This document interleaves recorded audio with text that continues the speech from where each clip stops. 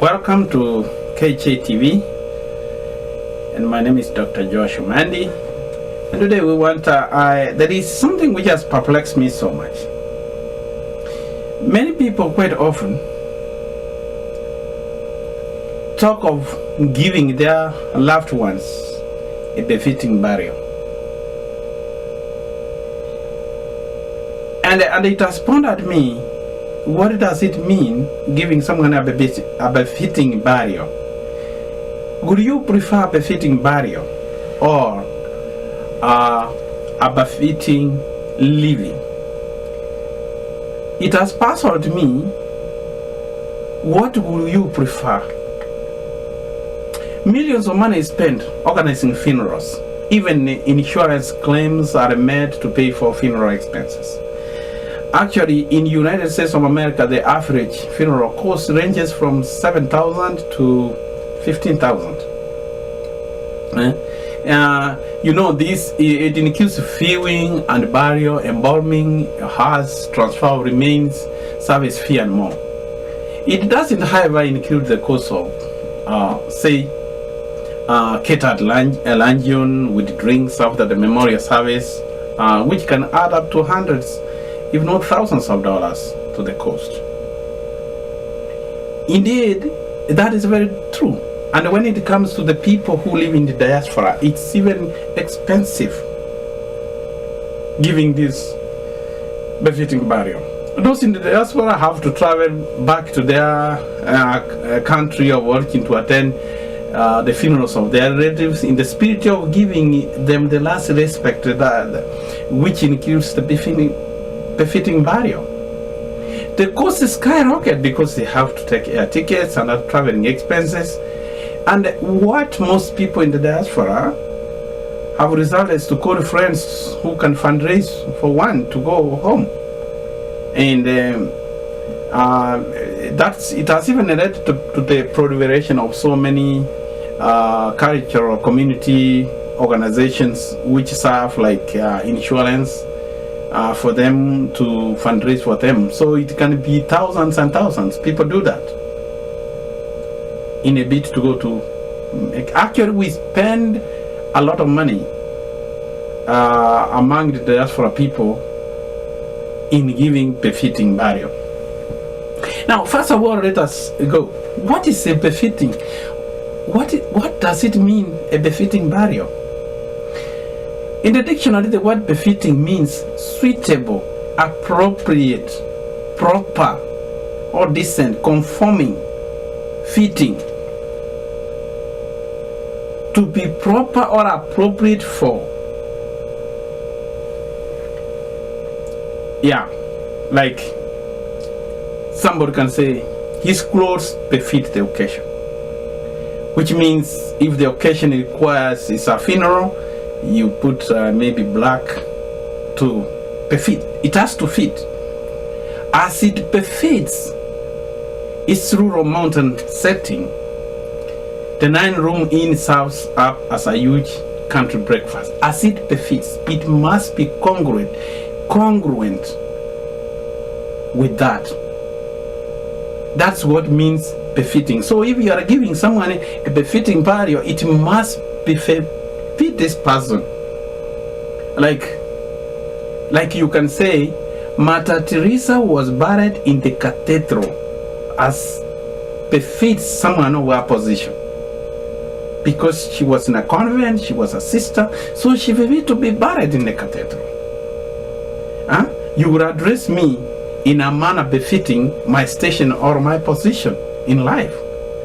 That's not bad. It has to befit who I am. Something befitting two successful young Antonians with business to transact, you can say, she dressed as befitted the daughter of a millionaire. So that you have to do that. So it has to befit who you are. So you have to be dressed like a daughter of a millionaire to be befitted. Now, with that, many people tell us they want money to go and bury their loved one, to give them a befitting burial.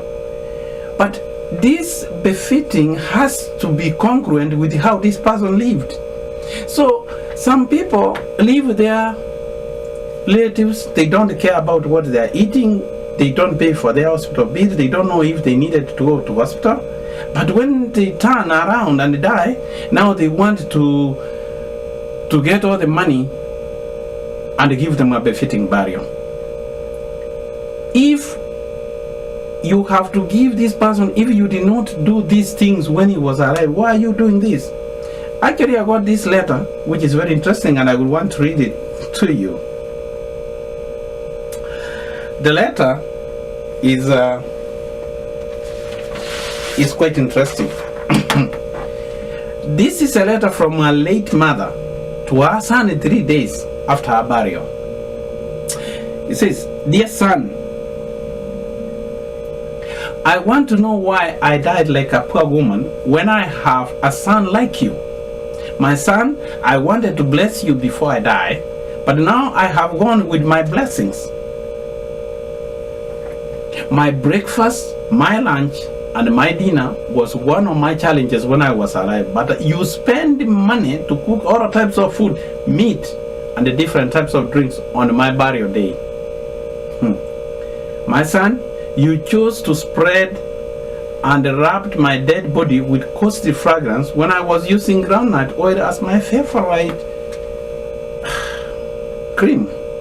So sorry about that. You dressed my corpse with an expensive cloth when it was difficult to buy a wrapper for me. When my corpse was in the mortuary, you came to check on me from time to time.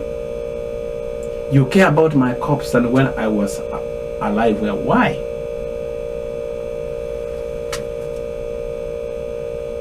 What? The most painful thing is the kind of expensive coffin you put my corpse when I was living in an completed house. When you were young, I starved for you to eat and satisfied. I wore one cloth in order to provide enough clothes for you. I thought you would take care of me when I grow old.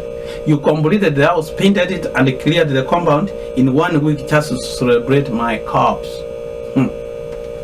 Now, you wrote a tribute to me saying, Mama, I love you so much, rest in peace, when I died with a broken heart. Finally, my son, I wrote this to remind you that there is no other person that loves a child like a mother. May God forgive you. This is a letter. I don't know who I would credit to. I got it in a WhatsApp. Somebody sent it in a message and it was copied, but the author is unknown. So I'm giving a disclaimer that that is not my story. I got it, but the author is unknown. Now, that letter clearly says the mother was living in abject poverty, but when he died, he was given a befitting burial. Is that really a befitting burial? Because the burial did not match the life the person lived when he was alive. So really, we cannot claim that this is a befitting burial. So let us work to give people a befitting living so that we can give them a befitting burial, which has to be congruent to how they lived. You know, there is one friend of mine who said that, people will treat you like a beggar when you are alive, and they turn around and bury you like a king. Please let us just avoid that let us treat people like kings if we want to bury them like kings. If you treated me like a beggar, let me be buried as a beggar. I'm not trying to discredit giving people befitting burial. Even the Bible clearly says in Ecclesiastes 6, verse 3, a man may father 100 children and live for many years, yet no matter how long he lives, if he is unsatisfied with his prosperity and does not even receive a proper burial, I say that a stillborn child is better than he. Well, this clearly says what I'm saying. Having a proper burial or a befitting burial, a proper burial is biblical. But before that proper burial, it says that if he is unsatisfied with his prosperity, the story I read you of the mother, was the mother really satisfied with his life, with his prosperity? Because one of the prosperity of our parent is the children. Was he satisfied with his prosperity before he could get that proper burial? Was that really a proper burial? Did this mother die smiling? So before we give a befitting burial, let's give a befitting living. That is very common.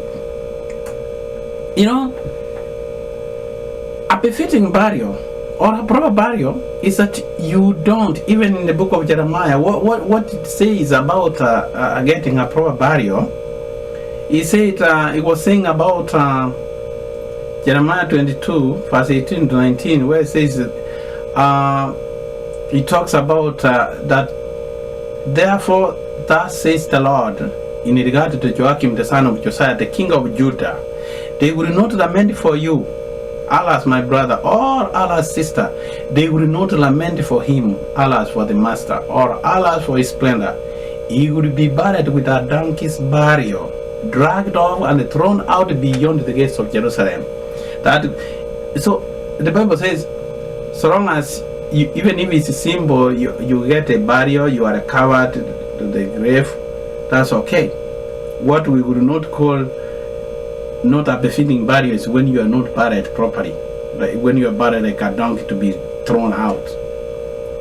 An example is Samuel Kanyoni, who was a president of Liberia, the way it was when he was killed and treated. But that is the same way he treated the person he deposed. So to get a proper burial, let us not exaggerate. People exaggerate a lot about this. So what I am asking here is that let us try to do away with giving befitting burial, and let us embrace doing a befitting living. Let us take care of our loved ones when they are alive. Provide for them while they are seeing, not when they are in the casket. If you can't even take them to hospital to save their life or give them food to eat, why do you want to put all this extravagant? That is something which we need to do away with if we really want to live an abundant life. And from now, I want you to really think. Sit proper to give a basic burial when you did not do this to any other person in life. It's a question upon you. You want to ponder about it. Look at your own family. Look at the loved ones. Why would you come to do that if you have not helped them when they are alive? And if you can do that, you can really, we can change this world and avoid